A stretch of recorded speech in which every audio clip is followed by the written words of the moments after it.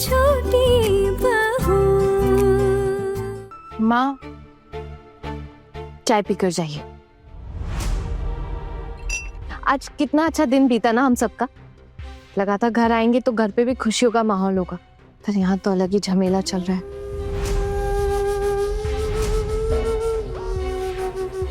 माँ, आप ये सारी बातें ना भूल जाइए अभी, और आप पूरे दिन को याद कीजिए। आज लगभग आपकी 10 साल उम्र कम हो गई, और जानती है क्यों? क्योंकि आज आप बहुत खुश थी, इसीलिए। पिशिमा और चाची जी कभी आपके साथ जाना चाहे तो इन्हें भी अपने साथ ले जाना माँ, फिर शायद इन्हें भी समझ आए। खबरदार, इतनी हिम्मत दिखाने की जरूरत नहीं है। इतनी हिम्मत तुझ में आती कहां से है? और हमारे पास कोई और काम नहीं है क्या? जहां अब तक नहीं गए वहां आप क्यों जाएंगे भला? मैं तो अपने मायके तक नहीं जाती। तेरे मायके तुझे पूछता ही कौन है छोटी? और फिर जाएगी भी कैसे अपने मायके? तुझे तो शादी के बाद ही पराया कर दिया तेरे मायके वालों ने। मेरे मायके वालों ने भी मुझे पराया कर दिया था, लेकिन मेरे ससुराल के चलते। तेरी तो कहानी ही अलग है छोटी। तेरे माँ बाबा के मरने के बाद उन्होंने तो तुझे कभी पूछा ही नहीं।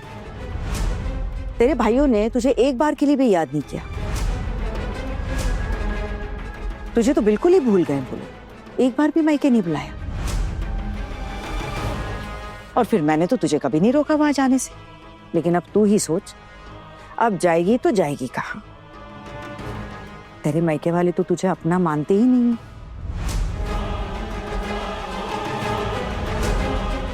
माँ, बड़ी माँ ने सही किया कि वो बाहर घूमने चली गई। मैं तो आपको भी कितनी बार कहता हूँ कि कभी समय निकालकर आप भी जाइए। क्या है ना माँ, अब आपकी भी उम्र हो चली है। अब आप अपनी खुशियों के बारे में नहीं सोचेंगी तो फिर कब सोचेंगी?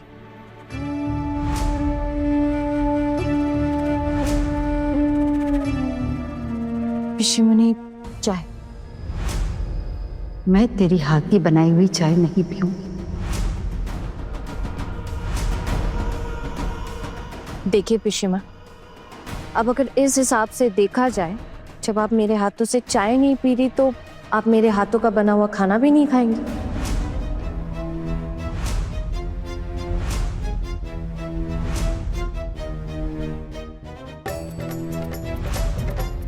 हर रोज तो दीदी लोग खाना नहीं बनाएंगी ना, कभी कभी तो मैं भी बनाऊंगी। तब आप क्या करेंगी? भूखी रहेंगी उस दिन? नहीं, मतलब अगर आप ऐसा ही करना चाहती है तो ठीक है, मैं आपको चाय पीने के लिए भी नहीं बोलूंगी फिर। क्या कहा? देखा छोटू, देखा? देख रहा है इस लड़की को? संभाल ले इसे अभी भी। किस तरह बात कर रही है मेरी माँ से। आना, मैंने आपको कुछ समझाया था, आपको याद है? अभी ये बात रहने दो ना। पिशिमुनी आपसे बड़ी है, ऐसी बातें मत बोलो उनको। लेकिन मैंने कौन सी गलत बात कर दी? मैं तो सिर्फ पिशिमुनी आगे क्या करेंगी ये जानना चाह रही थी।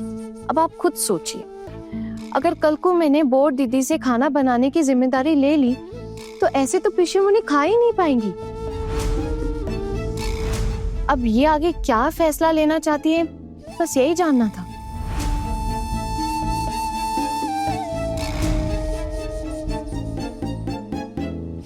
लीजिए, चाय पी लीजिए। आप मेरे हाथों से चाय नहीं पियेंगी तो क्या होगा? इसमें किसका फायदा है? और आप जानती हैं ना कि हमारे घर का नियम है कि कोई भी चीज बर्बाद नहीं होनी चाहिए। फिर मैं अब ये चाय किसको दूंगी? फेंकनी पड़ेगी, बर्बाद हो, इससे अच्छा आप पी लीजिए। लीजिए।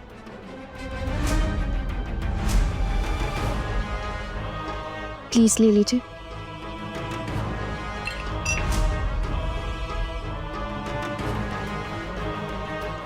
आना, मुझे चाय दो ना। जी। आना, तुमने तो कमाल कर दिया। मैं जानता हूँ एक दिन तुम इस घर में रौनक लेकर आओगी। धीरे धीरे हमारे घर में भी खुशियां बढ़ जाएंगी। माँ अन्नपूर्णा हो तुम हमारे घर की।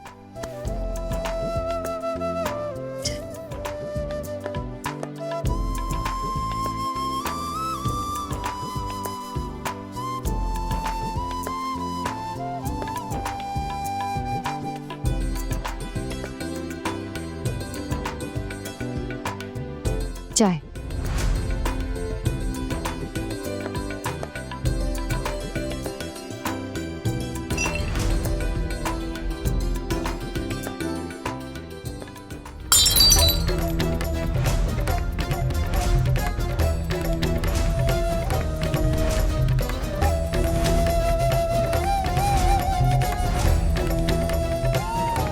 ये क्या बदतमीजी है पोल्टू? कुछ नहीं, चाय नहीं पी। जो लड़की मेरी माँ का अपमान करेगी ना, मैं उसके हाथ की चाय कभी नहीं पी सकता।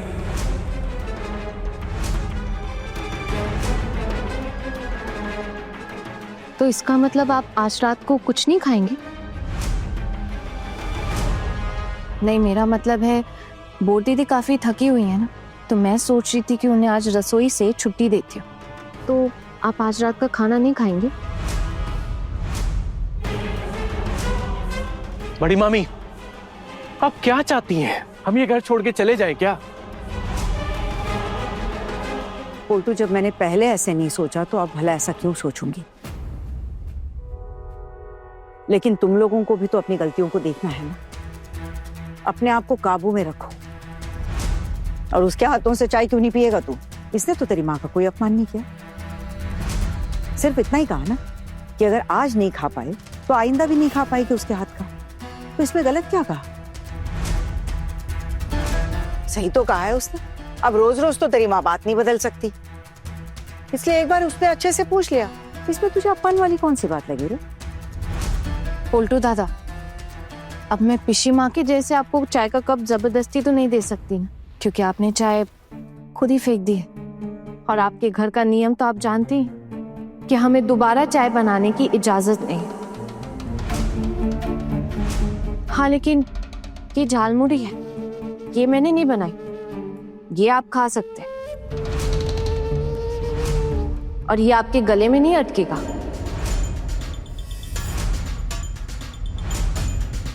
ये कुछ ज्यादा ही हो रहा है आज तक हमारे घर में किसी भी बहू ने इस तरह से बात नहीं कही जिस तरह से ये कह रही है। हाँ पापा जी, आप बिल्कुल सही कह रहे हैं। लेकिन वो क्या है ना, हम भी कभी कभी चाहते थे ऐसी बातें कर ले, ऐसी ही आवाज उठाए।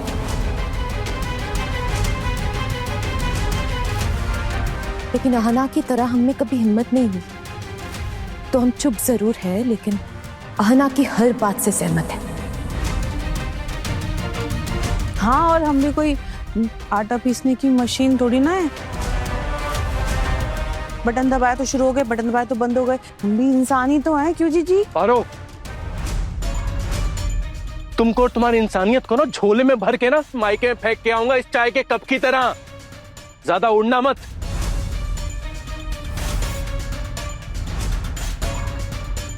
पोल्टू दादा, अब ऐसा कुछ भी नहीं कर सकते। सब कुछ इतना इजी नहीं होता है। यहाँ ससुराल में रहना मेज दीदी का कानूनी हक है, जो आप उनसे कभी नहीं छीन सकते। तो ये बात बात पर मायके उठाकर फेंक आने की बात करना बंद कर दीजिए। उम्मीद है आपको याद रहेगा।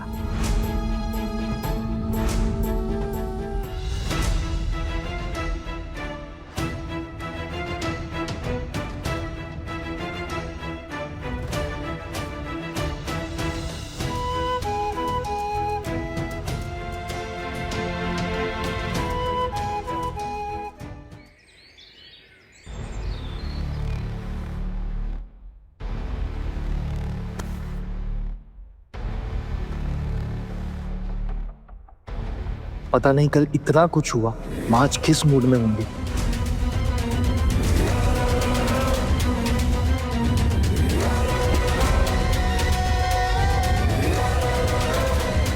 सुनो, सबको कह दे रही हूँ, कल जन्माष्टमी की पूजा मैं बहुत धूमधाम से करना चाहती हूँ।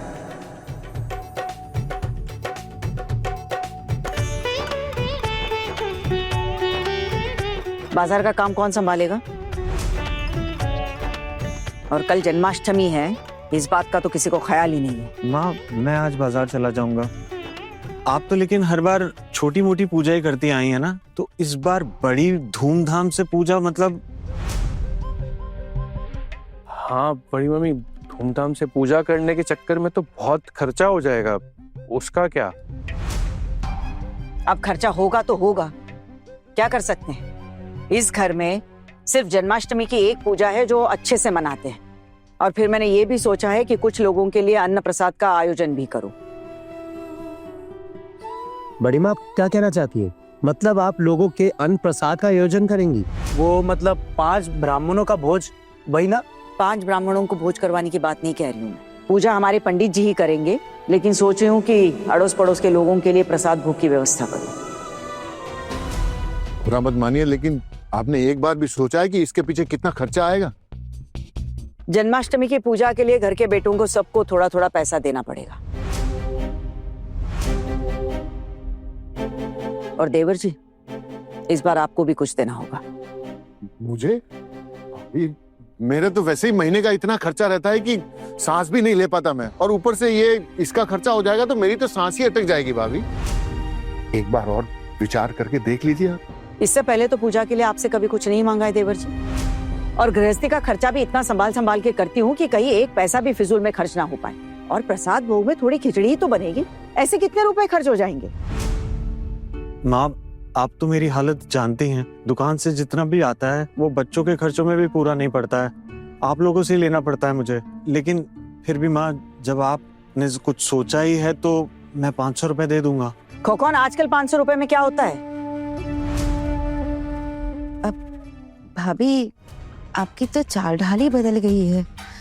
आप तो पहले ऐसी खर्चीली बिल्कुल नहीं थी। अच्छा, अब समझ में आ रहा है, इस अमीरजादी के चक्कर में आपके दिमाग पर भी भूत सवार हो गया है खर्चा करने का।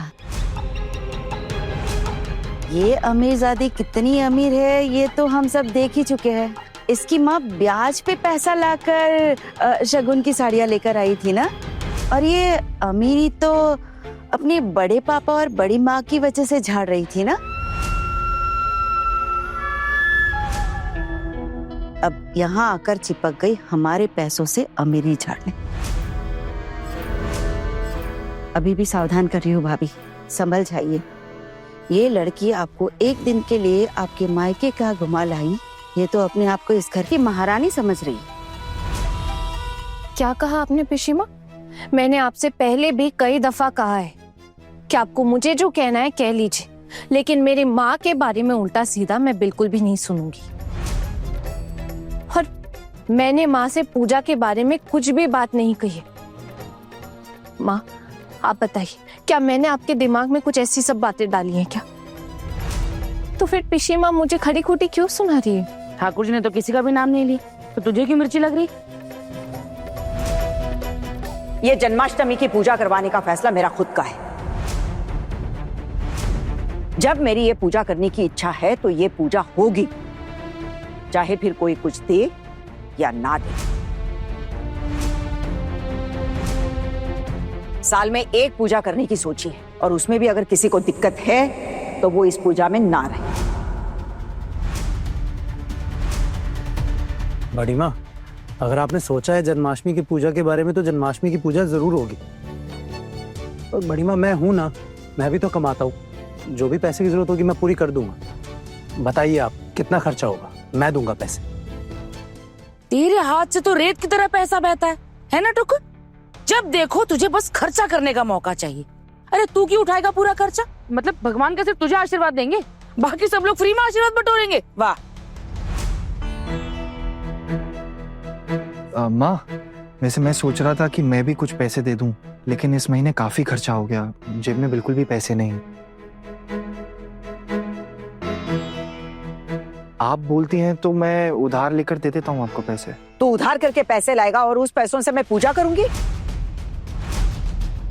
नहीं माँ, बस मैं भी क्या करूँ, मेरे पास पैसे थोड़ी है। पूरी की पूरी पगार तो मैं आपके हाथों में दे देता हूँ ना। और मैं हर महीने तुझे उसमें से 500 के कड़क कड़क नोट निकाल के देती हूँ, उसका क्या? माँ वो सारे तो बस के किराए में ही लग जाते हैं। अब बड़े बड़े रेस्टोरेंट में आना जाना होता है तो पैसे तो खर्च होंगे ही। और बड़े सिनेमा हॉल में भी तो जाना होता है ना। पिशीमोनी, आप ऐसी बातें क्यों कर रही हैं मेरे साथ? मैंने पहले भी बोला था ना कि वो खर्चे मैंने नहीं किए थे, वो आहाना ने दिए थे। उसमें से थोड़े बहुत पैसे मैंने दिए थे, लेकिन बाकी आहाना ने ही दिए थे। आपको बार बार ये बात बोलने की जरूरत नहीं है, आप एक बार बोल चुकी। बेटा एक बात बता, तेरी ये जो धर्मपत्नी है वो क्या काम करती है? कितना पैसा कमाती है कि वो इतना पैसा खर्च कर देती है? हम सब तो जानते ही है ना कि इसकी माँ के बारे में कितना पैसा है इसकी माँ के पास। अभी मैं कुछ बोल दूंगा तो ये डायलॉग बाजी शुरू कर देगी है? इतना पैसा आता कहाँ से है इसके पास? अरे मामा जी, अभी ये बात रहने दीजिए ना। बड़ी मम्मी देखिए, जो जितने पैसे दे सकता है दे, लेकिन मैं इस बार कुछ पैसे नहीं दे पाऊंगा। मेरे पास बिल्कुल भी पैसे नहीं है देने के लिए। आप गलत मत समझिए, लेकिन मेरे पास पैसे हैं नहीं बिल्कुल भी। सरासर झूठ बोल रहे हैं, झूठ। अरे रोज पैसे बचा कर लाते हैं और अलमारी में रखते हैं वो एक डब्बे में। हाँ, अरे यहाँ देना नहीं चाहते ना पैसे, इसलिए इतना बड़े वाला झूठ बोल रहे हैं मामी माँ के सामने। बहुत चोर हूँ मैं, बहुत ज्यादा। मैं तो इन्हें सबसे ज्यादा जानती हूँ यहाँ। वैसे तेरे बड़े भैया बिल्कुल भी झूठ नहीं बोल रहे हैं, उनके पास तो सच में ही पैसे नहीं हैं, फिर भी बोल रहे हैं कि 500 रुपए दे देंगे। मैं जानती हूँ उनके लिए ये भी बहुत है। हाँ दीदी, इनके पास भी बिल्कुल भी पैसे नहीं बचे, लेकिन मेरे पास थोड़े पैसे बचे हुए, मैं निकाल कर दे दूंगी। माँ, वो आपके छोटे बेटे का जितना भी शेयर होगा ना, वो दे देंगे। मेरा छोटा बेटा पैसे देगा या नहीं ये तू तय करेगी।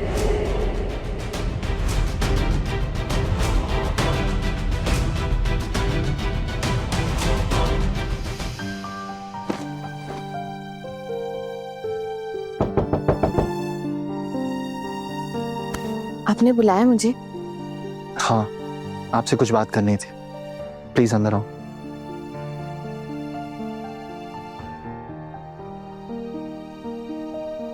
आहना, आपको सबके सामने कुछ भी कहने की क्या जरूरत थी? भाभी अभी खड़ी थी ना वहां, उन्होंने तो कुछ नहीं कहा, तो आपने पूजा कराने की जिम्मेदारी क्यों ली? आपने सोचा कि पैसे कहां से आएंगे? आप समझती है ना कि सब लोग आपसे चिढ़े हुए हैं आहना। आहना, अगर ये पूजा नहीं हुई तो सब लोग आपको दोष देंगे। बुआ चाची वैसे ही आपसे बहुत चिढ़ी हुई हैं, याद है ना आपको? मैं बस इतना जानती हूँ कि अगर माँ ने चाहा है तो इस घर में पूजा जरूर होगी। सही। आना, आप हर बार ना कुछ ऐसी बातें कर देती हो जिससे मेरी जान हलक में आ जाती। आप जादूगर हो, मैजिक आता है आपको? ऐसे छड़ी घुमाएंगे आप जादू की और पैसे आ जाएंगे हाथ में? नहीं, कोई मैजिक नहीं जानती हूँ मैं, सिर्फ अपने मन की सुनती हूँ, और मेरा मन कहता है कि पूजा करने में कोई भी रुकावट नहीं आएगी। श्री कृष्ण जी खुद माँ से पूजा करवाएंगे, देखना। आपको हर चीज में बड़प्पन दिखाना जरूरी है क्या आहना? आप जानती है ना कि घर वाले आपसे चिढ़े हुए हैं, तो क्या जरूरत थी पूजा की जिम्मेदारी लेने की? आज माँ का मूड अच्छा था तभी उन्होंने आपकी सारी बातें मानी है। कल जब उनका मूड बदल जाएगा ना, तो बुआ और चाची के साथ मिलकर वो आपकी जान ले लेंगी। आपको समझ ही नहीं आती ये बात। माँ को मैं आपसे बेहतर जानता हूँ। अपनी माँ के बारे में इज्जत से बात कीजिएगा, क्यों इस तरह अपनी माँ के बारे में बोलना आपको शोभा नहीं देता है। अब मुझे कैसे बात करनी है ये भी आप सिखाएंगी? आपने क्या मुझे यहाँ झगड़ा करने के लिए बुलाया है? आहना, मैंने आपसे झगड़ा करने के लिए आपको नहीं बुलाया, बल्कि आपको डांटने के लिए बुलाया। मैं आपसे रिक्वेस्ट कर रहा हूँ, प्लीज ऐसी बड़ी बड़ी बातें करना बंद करो।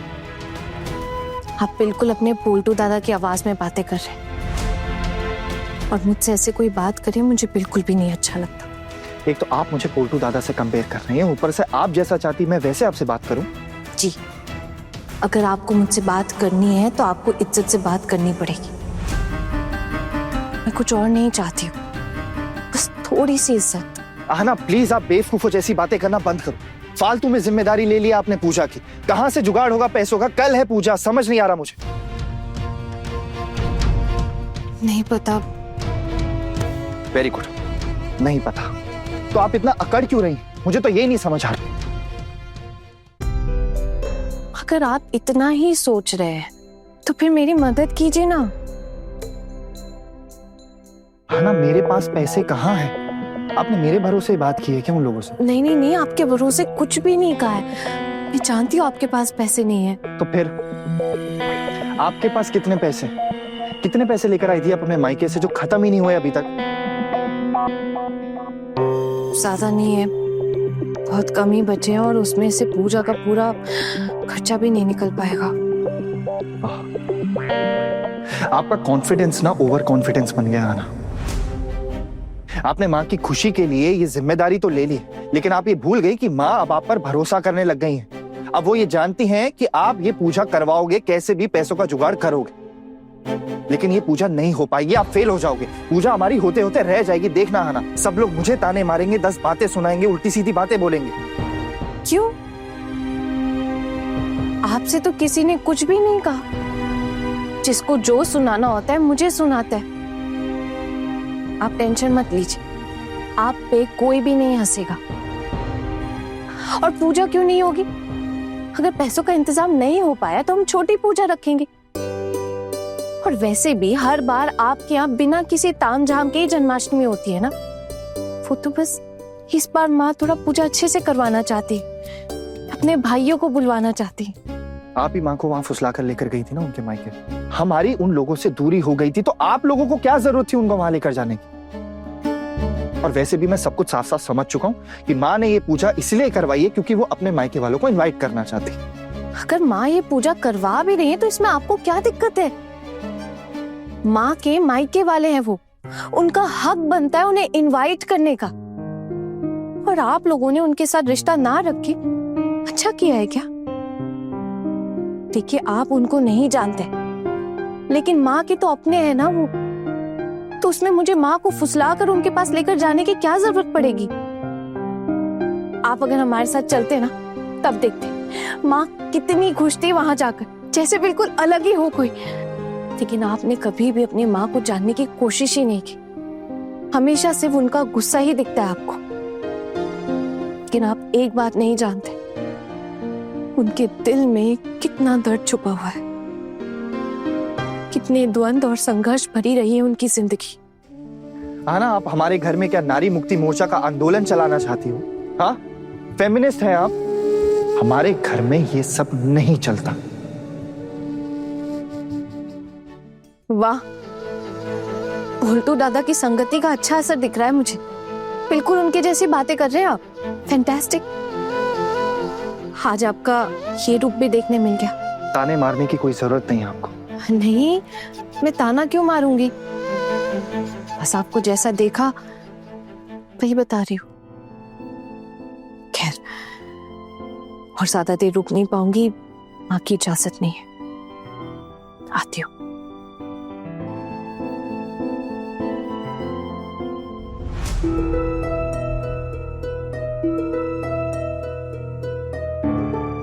दीदी, जन्माष्टमी की पूजा कल है और अभी तक कुछ भी खरीदारी नहीं हुई है। अरे तेरे भैया को बोल दिया है मैंने, उन्होंने कहा है जो सामान मंगवाना है उसकी लिस्ट दे देना।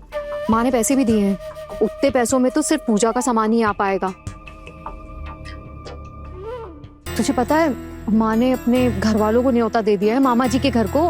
हमारे भी तो मायके वालों को बुलाने के लिए बोला है।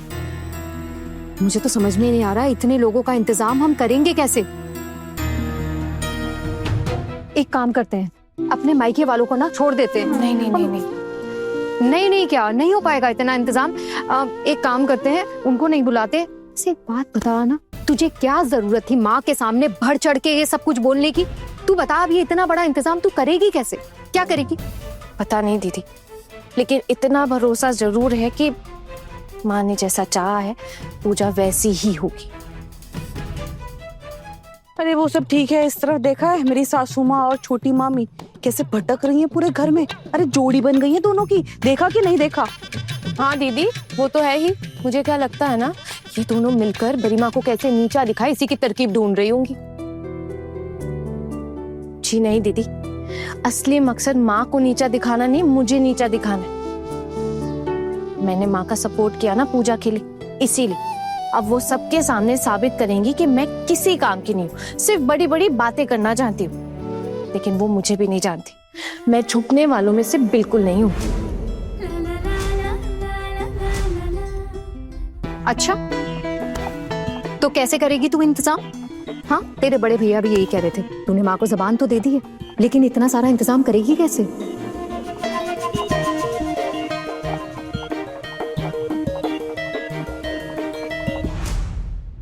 बड़े घर की छोटी बहू के लेटेस्ट एपिसोड्स कभी भी कहीं भी अभी सब्सक्राइब करें दंगल प्ले ऐप। अपने पसंदीदा शो के फुल एपिसोड देखने के लिए अभी डाउनलोड करें दंगल प्ले ऐप।